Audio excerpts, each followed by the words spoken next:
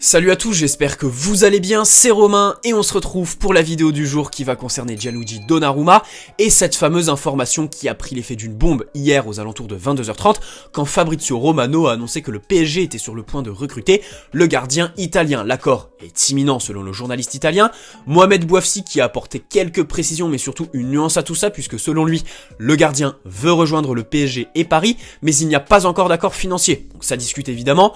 Au sein du club, on aimerait finir boucler ce dossier avant la fin de semaine et en parallèle on prépare la visite médicale au centre de la sélection italienne où se trouve Donnarumma évidemment. Concernant les intérêts de la Juventus et le FC Barcelone, eh bien force est de constater qu'ils ne se sont pas concrétisés puisqu'aucune offre n'est à signaler pour le moment. Selon Fabrizio Romano, on parle d'un contrat jusqu'en 2026, soit 5 ans, assorti d'un salaire de 12 millions d'euros par an, net, bonus inclus. Voilà, donc après Wijnaldum, qui va au passage passer sa visite médicale avec la sélection néerlandaise, aujourd'hui une délégation médicale du PSG va se rendre au centre de la sélection hollandaise pour Wijnaldum, eh bien le dossier Donnarumma a pris une tournure exceptionnelle ces dernières heures évidemment.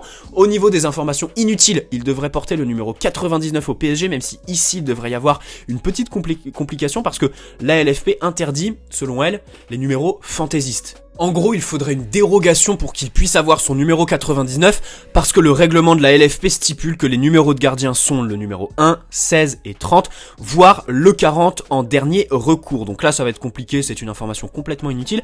Par contre, point névralgique de tout ça, selon Di Marzio, j'ai oublié de le signaler, mais en termes de fiabilité, là, on atteint l'élite. C'est Romano, Bouafsi et Di Marzio qui sont sur le coup. Le PSG a prévenu Donnarumma, il va se disputer la place de numéro 1 avec Keylor Navas la saison prochaine, donc pas de départ à prévoir pour Keylor Navas, ce qui est assez logique après sa fameuse prolongation évidemment. Et concernant Donnarumma, au début, Julien Ménard par exemple, parlait d'un recrutement de Donnarumma, puis d'un prêt dans la foulée. Selon moi, je vous le disais dans mes vidéos, c'était l'idéal, visiblement idéal qui ne sera pas atteint puisque le PSG aimerait faire cohabiter les deux gardiens, à savoir sous quelle forme, parce que on ne sait pas si c'est sous la forme d'une alternance, c'est-à-dire soit Navas pour la Ligue 1 et Donnarumma pour la Ligue des Champions ou vice versa, soit une concurrence. Tout simplement, voilà. Alors au niveau des gardiens aussi, au niveau du PSG, c'est absolument fou, hein. Sachez que Areola, Navas, Rico et Donnarumma, s'ils sont tous les quatre sous le même maillot, coûteraient 35 millions d'euros par an en salaire au club. Et concernant les contrats, eh bien, il y en a beaucoup de gardiens sous contrat au PSG. En 2021, donc en fin de contrat, on a Le Tellier, Saïdani et Randri Amami qui étaient sous contrat aspirant. Ensuite, les contrats jusqu'en 2023, on a Alphonse Areola, ça va être un dossier épineux et à gérer évidemment. Innocent et Francky. En 2024, on a Navas et Sergio Rico. Et enfin, en 2025, on a Marcin Bulka, qui lui devrait plus partir sur un nouveau prêt, qui d'ailleurs cette saison était prêté à la Berrichonne de Châteauroux. Bref, on va revenir sur Gianluigi Donnarumma, qui signe au PSG. Et évidemment, c'est un coup monstrueux. Voilà, c'est un super coup. Personnellement, je le valide. Alors pas à 100%, du coup, il y a l'énorme nuance qu'on va poser sur la cohabitation avec Keylor Navas et surtout au niveau du groupe aussi. Voilà, puisqu'aujourd'hui, on a un groupe qui est établi, une hiérarchie qui est très claire et saine entre Sergio Rico et Keylor Navas. Là, Sergio Rico nous a coûté 6 millions d'euros, nous coûte 3 millions d'euros par an en salaire. Je pense qu'il va falloir le vendre, hein, sûrement le vendre. On va pas faire de Sergio Rico notre numéro 3 évidemment. Keylor Navas qui va rester, Keylor Navas qui fait une des meilleures saisons de sa carrière, qui est sûrement peut-être dans la forme de sa carrière, absolument incroyable de fiabilité sur sa ligne, sur les frappes à bout portant évidemment. Petite nuance sur son jeu au pied, mais voilà, il est parfait. Keylor Navas est absolument parfait, on va rien lui reprocher bien sûr. Et le PSG qui trouve quand même le moyen de lui mettre des bâtons dans les roues en la personne de Gianluigi Donnarumma, qui quand même reste un crack mondial tout simplement, qui nous assure l'avenir, qui nous permet d'anticiper. C'est toujours cool, hein. Il y a remplacé une légende, voilà, une légende qui part et tu le remplaces une fois qu'il est parti, et il y a surtout anticipé. C'est surtout encore mieux quand tu anticipes le départ d'une légende de ton club. Keylor Navas en est une, évidemment qu'il commence à se faire vieux, il y a aussi un fait, hein, il commence à se blesser, il a loupé quelques matchs cette saison.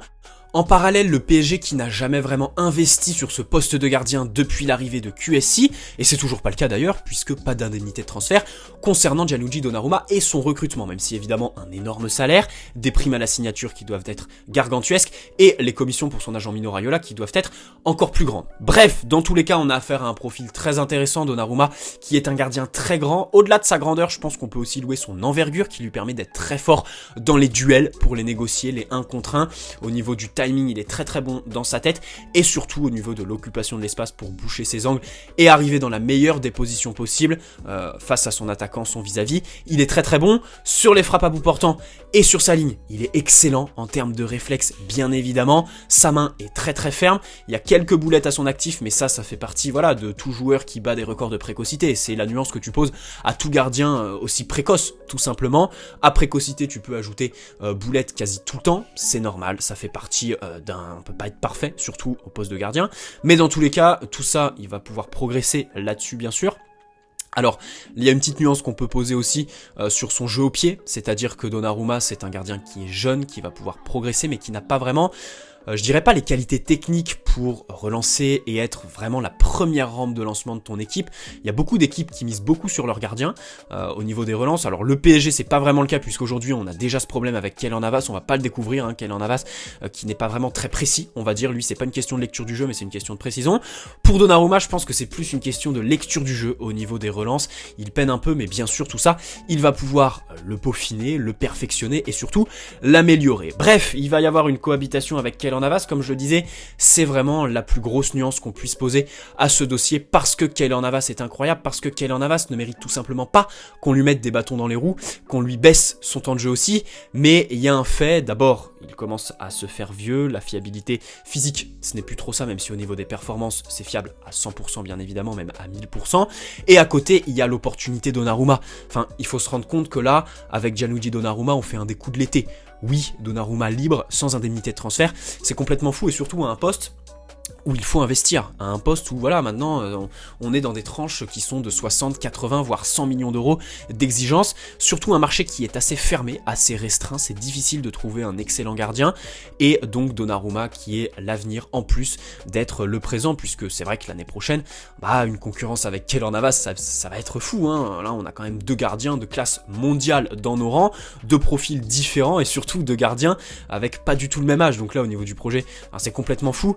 C'est une folie, je dirais quand même que c'est une folie de riche, parce que ça me plaît pas du tout, enfin je peux pas, voilà, on va pas se voiler la face, Donnarumma je l'adore, l'opportunité est complètement folle, le coût l'est aussi, si on peut le prêter c'est évidemment l'idéal, je pense que c'est encore ouvert là-dessus, on va avoir jusqu'à septembre pour essayer voilà, de le convaincre, essayer de lui trouver aussi un club avec des ambitions, mais la cohabitation avec Keylor Navas la saison prochaine, déjà pour le club c'est pas sain, aujourd'hui tu as un groupe qui est établi, qui vit très bien, tu peux tout dire au PSG, tu peux tout dire, oui, problème au sein de la direction, Mauricio Pochettino, couille molle qui se dégonfle au bout de 6 mois, mais la réalité c'est que ce groupe, il est très facile à gérer parce qu'il fonctionne très très bien. Il n'y a pas de problème, pas d'ego, pas de guerre de clan, comme il y a pu l'avoir il y a 3-4 ans peut-être, et on va bouleverser un peu tout ça au poste du gardien, avec par exemple Sergio Rico, Keylor Navas, voilà, qu'en pense Mauricio Pochettino, on va voir tout ça, comment ça va se goupiller, mais dans tous les cas le coup est excellent, énorme nuance concernant voilà, la cohabitation avec Keylor Navas, là-dessus je suis vraiment pas du tout convaincu. Dans tous les cas, le PSG qui fait un énorme coup en signant l'avenir, tout simplement, tu anticipes le départ de Keylor Navas, c'est fou parce que dites-vous que, voilà, je parlais de non-investissement depuis le début de QSI, et bien au poste de latéral droit c'est pareil, imaginez dans les 15 jours, on signe Donnarumma et Hakimi, voilà, là tu investis et surtout tu sécurises ces deux postes qui étaient vraiment, voilà, il y a 4-5 ans c'était vraiment les deux problèmes au PSG tactiquement et numériquement, et bien tu les sécurises, ces deux coups qui seraient absolument monstrueux mais pour l'instant ne s'enflamment pas ici. Il y a aussi la dimension de la prolongation de Kylian Mbappé qui demande des garanties sportives au niveau du mercato cet été bien sûr, bien là ça fait tout simplement un argument en plus, ça favorise tes négociations parce que tu recrutes le crack mondial, le gardien avec le plus de potentiel dans le monde aujourd'hui pour les 10 prochaines années. Il y a aussi la dimension de Keylor Navas, jusque là je parlais du groupe en termes de nuances, éviter de désorganiser, de déséquilibrer ce groupe qui marche très bien aujourd'hui, attention à l'affaire Donnarumma, mais il y a aussi la dimension de Keylor Navas, on peut se dire comment il va le prendre, le mec il sort d'une saison absolument fantastique, il est adulé, il fait l'unanimité, il a surtout prolongé il y a 2 mois, et Gianluigi Donnarumma arrive, Gianluigi Donnarumma avec qui il va devoir partager le temps de jeu la saison prochaine, comment il va le prendre?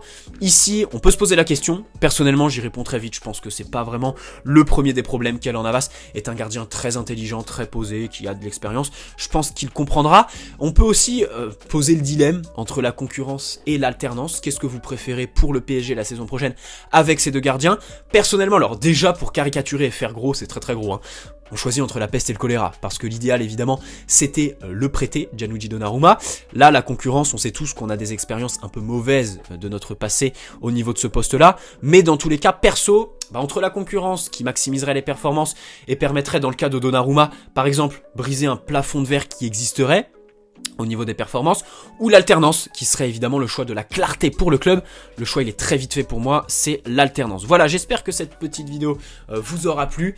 Enfin, pour vous raconter ma vie, j'adore cette période. Hier, je suis rentré à 18h du lycée, je me suis enfermé dans ma chambre jusqu'à 22h, vidéo que j'ai sortie assez tard hier, vous m'excuserez, avec un peu de retard. J'ai pris du temps, je sais pas pourquoi, j'ai peiné à l'enregistrer. La montée aussi, ça prend un peu de temps. Et je me pose tranquillement dans mon lit. Une demi-heure après, sort cette info sur Donnarumma, je me dis allez hop, tu vas mettre le réveil à 6h du matin, tu vas enregistrer avant d'aller au lycée, et tu vas monter tout ça au lycée pour pouvoir sortir aux alentours de 11h midi ta vidéo. Voilà, j'espère qu'elle vous aura plu, n'hésitez pas à poser un petit like si c'est le cas et vous abonner si ce n'est pas déjà fait. Énorme coup du PSG si ça se finalise pour Gianluigi Donnarumma, puisque rien n'est fait pour le moment. C'est en excellente voie et je le rappelle en termes de fiabilité, les infos on ne fait pas mieux. Voilà, très bonne journée à la Team Notif, très bonne soirée à ceux qui regarderont cette vidéo en rentrant du travail, de l'école, du collège ou du lycée, et puis évidemment à les paris avant tout. Ciao.